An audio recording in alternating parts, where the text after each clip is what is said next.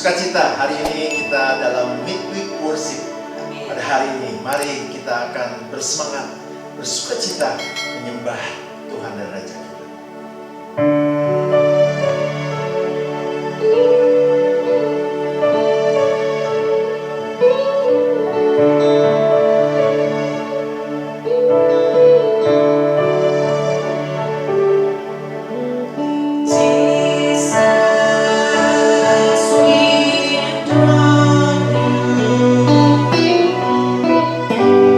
We proclaim you are King.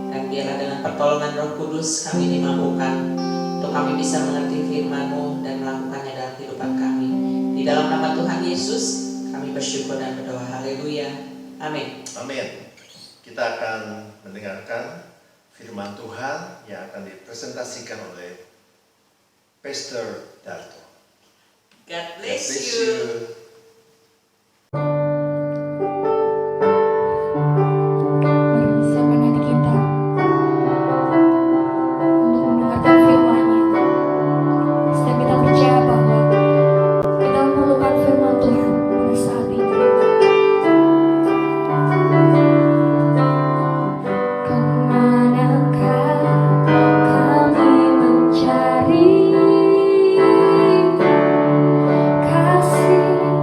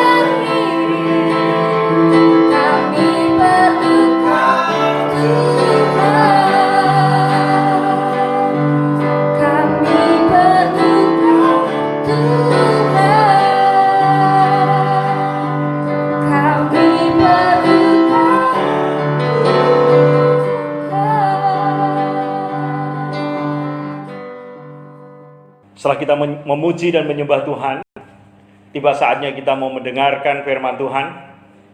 Firman di mana Allah sanggup melakukan segala sesuatu. Saya ingin membacakan beberapa ayat dari firman Tuhan supaya kita dapat mengerti kehidupan kita dengan baik. Dalam 2 Tawarik pasal yang ke-7, ayat yang ke-13 sampai dengan ayatnya yang ke-14, firman Tuhan berkata, "Jika aku menutup langit sehingga tidak ada hujan, jika aku menyuruh belalang memakan habis hasil bumi, jika aku mengirim penyakit sampar di antara umatku, kemudian umatku yang atasnya namaku disebut, merendahkan diri, berdoa, dan mencari wajahku serta berbalik dari jalan-jalan yang jahat, maka aku akan mendengar dari surga dan akan mengampuni dosa mereka serta memulihkan negeri mereka." Bapa Surgawi, kami akan mendengar firman-Mu. Siapkan hati dan roh kami supaya kehidupan kami diubahkan, ditransformasi oleh kuasa firman-Mu, sehingga kami dapat merespon dunia yang sedang bergejolak hari ini, dan kami dapat dipakai Tuhan untuk memberkati dunia yang sedang menghadapi wabah yang sangat besar di akhir abad 21 ini. Terima kasih Tuhan atas firman-Mu, dan kami siap untuk mendengarkan, dan Roh Kudus terangi hati dan jiwa kami untuk kami dapat mengerti, memahami, dan melakukannya dalam kehidupan kami. Di dalam nama Tuhan Yesus Kristus, semua yang percaya berkata, amin. Saudaraku yang dikasihi Tuhan Kristus, pada saat kita membaca ayat-ayat ini, kita masuk kepada sebuah konteks di mana Raja Salomo sedang berdoa kepada Allah semalam-malaman itu di satu bukit di mana Allah akan menetapkan baitnya untuk didirikan, dan Allah mendengar semua doa Salomo dan Allah memberikan jawabannya, dan jawaban itu bersyarat, saudara-saudara. Dan Tuhan berkata, "Salomo, jikalau engkau negerimu yang akan engkau pimpin sebagai seorang raja besar, dan negerimu sedang menghadapi banyak masalah, ya, ada penyakit, ada kelaparan, Tuhan menutup langit sehingga tidak ada hujan. Kalau tidak ada hujan akan ada kelaparan dan kemiskinan, akan ada bencana kemanusiaan yang luar biasa. Jika Allah mengutus belalang dan memakan hasil bumi, jika Allah memberikan penyakit sampar di antara kamu, itu tandanya Allah sedang menyapa umatnya dengan cara-cara seperti ini. Dan apa yang harus dilakukan oleh bangsa Israel pada zaman itu, saya kira kita relevan hari ini pada saat kita menghadapi bencana besar seluruh dunia yang disebut dengan corona hari ini. Saudara, ada 198 negara di seluruh dunia. Ada 58.865 orang meninggal hari ini, dan lebih dari sekian juta orang terpapar di 198 negara, dan ini terus bergerak, saudara. Negara asal penyakit ini sudah bisa menyelesaikan pertempuran melawan corona, tapi banyak negara-negara di Eropa hari ini sedang menghadapi sebuah frustasi besar. Termasuk di negara kita hari ini, kita sedang menghadapi berbagai macam isu, berbagai macam hoak. Negara sudah bekerja keras setiap hari, para pemimpin-pemimpin kita duduk dan merapatkan bagaimana memutuskan dan apa yang harus dilakukan. Karena di dalam sejarah negara ini belum pernah kita menghadapi situasi yang segenting dan segawat hari ini, saudara. Orang bisa berfokus kepada ekonomi, orang bisa berfokus kepada manusia dan bagaimana mendevelop manusia di muka bumi ini. Tetapi kalau wabah ini ada di negeri ini, saudara harus tahu satu hal. Kalau wabah sedang ada di seluruh dunia, harus tahu satu hal, bahwa Allah sedang memberikan sebuah peringatan keras untuk dunia ini, yang hari-hari ini mereka mulai tidak sungguh-sungguh berfokus untuk menyembah kepada Tuhan di dalam Yesus Kristus. Mereka mulai menyembah kepada Allah-Allah yang diciptakan oleh generasi now ini, yaitu 3F, yaitu ada Allah yang namanya fun, orang mencari kesenangan, orang mencari popularitas, orang mencari berbagai macam pleasure, kesenangan, kepuasan hidup dengan berbagai hal. Orang mulai mencari apa yang disebut dengan makanan dewa yang kedua. Orang mencari makanan di seluruh dunia untuk memuaskan nafsu mereka, untuk memuaskan lidah mereka di seluruh dunia. Dan yang ketiga, orang mulai mencari yang disebut dengan fashion. Ini mulai dewa-dewa di seluruh dunia disembah oleh dunia ini. Orang mulai melupakan Allah. Orang mulai menyembah yang disebut dengan hak asasi manusia. Kebebasan diangkat luar biasa, sampai seakan-akan kebebasan untuk menyembah Allah dibatasi. Para misi-misi dibunuh, para pendeta ditutup mulutnya. Sehingga kalau saya lihat peta penyebaran corona di seluruh dunia, di sana terdapat banyak teman-teman kami misi yang dibunuh, teman kami misi yang dipenjarakan, misi-misi yang diusir dari negara itu. Dan banyak di Eropa hari-hari ini yang dulu merupakan sumber misi dunia, tetapi hari ini kita harus bermisi ke Eropa, karena Eropa mulai menyembah dewa baru Italia yang disebut dengan dewa bola. Orang gila bola dari malam sampai malam di seluruh dunia mencari itu, saudara. Lebih daripada penyembahan kepada Allah, sehingga pemain-pemainnya bak seorang dewa di seluruh dunia, jadi dikagumi oleh banyak orang. Kalau semua ini terjadi, apa yang harus dilakukan? Ada 3 hal penting yang harus dilakukan oleh umat Allah, yang harus dilakukan oleh gereja pada saat Allah memberikan bencana besar di seluruh dunia ini. Firman Tuhan berkata, kemudian umatku yang atasnya namaku disebut merendahkan diri, berdoa, dan mencari wajahku. Yang pertama yang harus kita lakukan untuk supaya gereja Tuhan menjadi berkat bagi muka bumi ini, di tengah-tengah krisis corona, krisis ekonomi yang mengikuti, krisis kemanusiaan, kemudian ada krisis-krisis berikutnya yang di seluruh dunia akan mengalami devaluasi yang luar biasa hari ini. Dari dampak 3-5 bulan, masalah ini menghentikan pertumbuhan ekonomi. Yang harus dilakukan oleh gereja Tuhan adalah merendahkan diri. Merendahkan diri artinya hari ini kita tidak sungguh-sungguh menyembah Tuhan. Hari ini kita mendewakan Allah-Allah lain. Inilah saatnya untuk kita menekuk lutut kita, kita merendahkan diri, kita mengaku dosa bahwa kita hari ini tidak sungguh-sungguh menyembah Tuhan dengan serius sebetulnya. Kita sedang berfokus dengan kesenangan kita sedang berfokus dengan hobi kita sedang berfokus dengan berbagai teknologi dan kemajuannya. Manusia nyaman di depan alat ini, menjadi dewa hitam kecil gepeng baru yang disembah oleh seluruh dunia. Mereka melupakan Allah dan penciptanya yang harusnya kita sembah. Inilah saatnya manusia diingatkan untuk merendahkan diri. Dan pada saat bangsa Israel punya sejarah, mereka menghadapi penyakit besar, mereka menghadapi masalah besar. Ya pada zaman Hizkia, mereka dikepung, mereka habis hancur. Hizkia mengambil keputusan untuk merendahkan diri. Mereka berdoa, mereka berpuasa sungguh-sungguh. Dan hari itu pertolongan Tuhan memulihkan bangsa yang menjadi reformasi besar di zaman Hizkia. Zaman Yosia, reformasi terakhir Israel, mereka berdoa, mereka merendahkan diri, mereka mengaku dosa, mereka membuang semua berhala mereka. Dan Tuhan menyelamatkan Israel.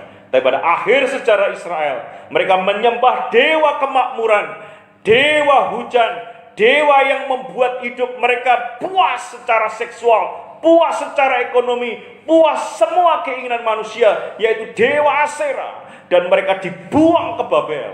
Tapi pada saat mereka dibuang ke Babel, ada orang-orang seperti Sadra, Mesa, Abednego, dan Daniel yang sungguh-sungguh berdoa, sungguh-sungguh menangis, sungguh-sungguh merendahkan diri, dan Allah memulihkan bangsanya. Saya percaya hal yang sama yang kita buat hari ini. Orang-orang percaya di seluruh dunia, jemaat Tuhan, hamba-hamba Tuhan, mari kita datang dan merendahkan diri, berlutut di hadapan Tuhan, mengaku dosa, dan melakukan restorasi baru secara spiritual. Maka Tuhan akan memulihkan bangsa ini. Kita harus merendahkan diri. Yang kedua, kita harus berdoa dengan sungguh-sungguh, menangis kalau perlu, mengoyakkan jubah kebesaran kita masing-masing dan kita lockdown di rumah kita masing-masing untuk sungguh-sungguh mencari hadirat Tuhan. Dikatakan di situ, berdoa dan mencari wajahku serta berbalik dari jalan-jalannya yang jahat, maka aku akan mendengar. Saudara-saudara, berbalik dari jalan-jalan kita yang jahat. Pertobatan ulang harus kita harus kita lakukan. Kita harus berbalik seperti zaman Nehemia. Dia berdoa berhari-hari, bahkan setiap minggu dia berdoa supaya dia dapat mengeluarkan bangsa Israel itu, membangun tembok Israel kembali, membuat satu restorasi besar, transformasi besar bangsanya. Nehemia berlutut berdoa berminggu-minggu sampai Allah membuat sebuah pembaharuan kembali. Di tengah-tengah krisis ini akan muncul orang-orang baru yang akan dipakai Tuhan secara luar biasa, yaitu orang-orang yang seperti Daniel, seperti Sadra, seperti Mesa, seperti Abednego. Biasanya dalam situasi baru dan Tuhan akan membuka babak baru. Tuhan akan keluarkan orang seperti Samuel. Tuhan sudah bosan dengan orang namanya Raja Saul. Di babak baru Tuhan akan bangkitkan seorang yang bernama Raja Daud. Dan hari ini saya percaya di seluruh dunia akan muncul orang-orang baru di tengah-tengah krisis yang besar ini. Tuhan akan bangkitkan orang-orang baru. Tuhan akan memilih hamba-hambanya yang baru, yang sungguh-sungguh dapat membawa dunia ini kepada penyembahan yang benar. Tuhan akan membuang semua dewa-dewa Baal, dewa-dewa yang kemakmuran hari ini, teologi-teologi yang menceng, yang membuat orang tidak sungguh-sungguh menyembah kepada Allah, dan orang-orang tersesat masuk di dalam jalan yang tidak benar. Dan hari ini saatnya kita berbalik kepada Tuhan. Hari ini saatnya kita bertobat. Hari ini bangsa ini akan dipulihkan kalau ada orang-orang di seluruh negeri ini. Gereja Tuhan dipulihkan.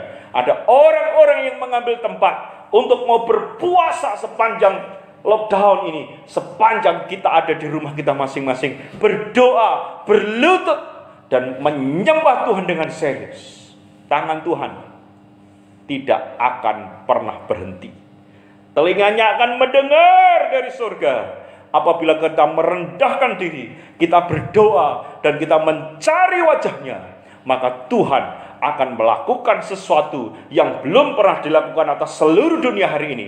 Keluar dari COVID-19 ini akan ada kebangunan rohani yang besar, akan ada pertobatan yang besar, akan ada pembersihan kotoran-kotoran di dalam rumah Tuhan, sehingga nama Tuhan akan dipermuliakan di akhir abad ini, dan kerajaannya akan didirikan.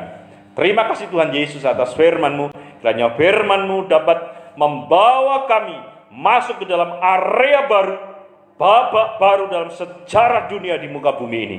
Pakai kami untuk kami sungguh-sungguh melayani Tuhan dalam hidup kami. Di dalam nama Tuhan Yesus Kristus, semua yang percaya berkata, amin.